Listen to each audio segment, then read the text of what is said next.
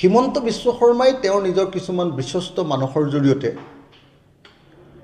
আহোম ৰাজত্বৰ আটাইতকৈ দীঘলীয়া সময়ৰ ৰাজধানী য'ৰ পৰা অসমীয়া জাতি গঠন প্ৰক্ৰিয়া আৰম্ভ হৈছিল আৰু শেষ হৈছিল, যি আহোমে সকলোকে লগত লৈ অসমীয়া জাতিটোক গঢ়ি তুলিছিলে, সেই ঐতিহাসিক শিৱসাগৰত বিষবাষ্প বিয়াই দিবৰ কাৰণে হিন্দু মুছলমানৰ সংঘাত আৰু বিভিন্ন জাতি জনগোষ্ঠীৰ মাজত সংঘাত সৃষ্টি কৰিবৰ কাৰণে যোৱা কিছুদিন ধৰি যথেষ্ট পৰিমাণে চেষ্টা কৰি আছে। শিৱসাগৰখনক বাছি লোৱাৰ কাৰণ বোধহয় যিহেতু অখিল গগৈয়ে উচ্ছেদৰ বিৰোধিতা কৰি আছে, যিটো শিৱসাগৰে গোটেই উজনি অসমৰ জাতীয়তাবাদী মানুহবিলাকক প্ৰভাৱিত কৰি আছে, শিৱসাগৰে কোনোদিন কেতিয়াও বিজেপিৰ সাম্প্ৰদায়িক নীতিৰ ওচৰত চাৰেণ্ডাৰ কৰি দিয়া নাই। মানুহবিলাক বিবেচক, মানুহবিলাক সংস্কৃতিবান, মানুহবিলাকে চিন্তা কৰি কাম কৰে। সেইকাৰণে কিছুমান মানুহৰ জৰিয়তে তাত হিন্দু মুছলমানৰ সংঘাত লগাব খোজা হৈছে। মই হিন্দু মুছলমানৰ সংঘাত লগাব খোজা প্ৰত্যেকটো পক্ষক এই কাম নকৰিবৰ কাৰণে আহ্বান জনাইছোঁ। শিৱসাগৰ প্ৰশাসনক ষ্ট্ৰিক্টলি মই নিৰ্দেশ দিছোঁ যে তেওঁলোকে যেন কাকো আইন হাতত তুলি ল'বলৈ অনুমতি নিদিয়ে, তেওঁ মুছলমানেই হওক, তেওঁ হিন্দুৱেই হওক।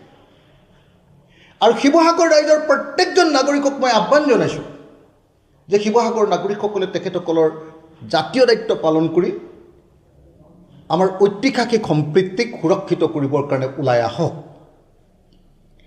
মই ইতিমধ্যে ডিজিপি আৰু অসমৰ মুখ্যমন্ত্ৰীক জনাই দিছোঁ যে আপোনালোকে শিৱসাগৰত পুলিচৰ ছত্ৰছায়াত, প্ৰশাসনৰ ছত্ৰছায়াত যি সাম্প্ৰদায়িক ৰাজনীতি কৰিব খুজিছে, যি ঘৃণাৰ বিষবাষ্প বিয়পাব খুজিছে, বিভিন্ন জাতি জনগোষ্ঠীৰ মাজত সংঘাত লগাই এক অস্থিৰ পৰিৱেশ সৃষ্টি কৰিব খুজিছে, এইটো কেতিয়াও আমি কৰিবলৈ নিদিওঁ।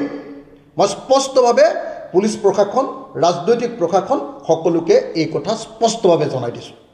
আৰু সেইকাৰণে মই এই মুহূৰ্তত প্ৰত্যেকজন শিৱসাগৰীয়ান মানুহক, শিৱসাগৰৰ প্ৰত্যেকজন নাগৰিকক বিনম্ৰভাৱে প্ৰাৰ্থনা জনাইছোঁ, আপোনালোকে কেতিয়াও উত্তেজিত নহ'ব আৰু কোনো মানুহৰ সাম্প্ৰদায়িক কথাত আপোনালোকে কেতিয়াও উত্তেজিত নকৰিব।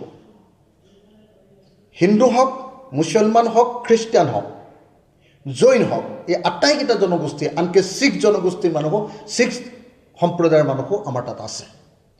গতিকে কোনো পধ্যে যাতে এই জনগোষ্ঠী বা ধৰ্ম সম্প্ৰদায়বিলাকৰ মাজত সংঘাত হ'ব নোৱাৰে, তাৰ কাৰণে আমি প্ৰত্যেকজন শিৱসাগৰৰ সচেতন নাগৰিকে আমি চেষ্টা কৰিব লাগিব। সেইকাৰণে এই মুহূৰ্তত মই শিৱসাগৰত ঘটি থকা ঘটনাবিলাকক লৈ উদ্বেগ প্ৰকাশ কৰিছোঁ। এই কামবিলাক যে চৰকাৰৰ ছত্ৰছায়াতে সংঘৰ্ষমূলক পৰিস্থিতি এটা সৃষ্টি কৰিবৰ কাৰণে কৰা হৈছে, সেই কথাটো আপোনালোকৰ সন্মুখত ক'ব খুজিছোঁ। আৰু এই সময়ত প্ৰশাসনক সকীয়াই দিছোঁ, চৰকাৰক সকীয়াই দিছোঁ এই কাম নকৰিবৰ কাৰণে। আৰু লগতে সমগ্ৰ শিৱসাগৰবাসী ৰাইজে যাতে কোনো পধ্যে কোনো চেঙেলীয়া লোৱাৰ কথা মতে হিন্দু মুছলমানৰ সংঘাতত জঁপিয়াই নপৰে, তাৰ কাৰণে মই সকলোকে আহ্বান জনাইছোঁ। মই কোনো সংগঠনৰ কথা ক'ব খোজা নাই, কিন্তু যি মানুহে বিজেপি আৰু RSSৰ হিন্দু মুছলমানৰ ৰাজনীতিত উঠা বহা কৰে, তেওঁ কেতিয়াও জাতিৰ কাৰণে ভাল কাম কৰা মানুহ হ'ব নোৱাৰে।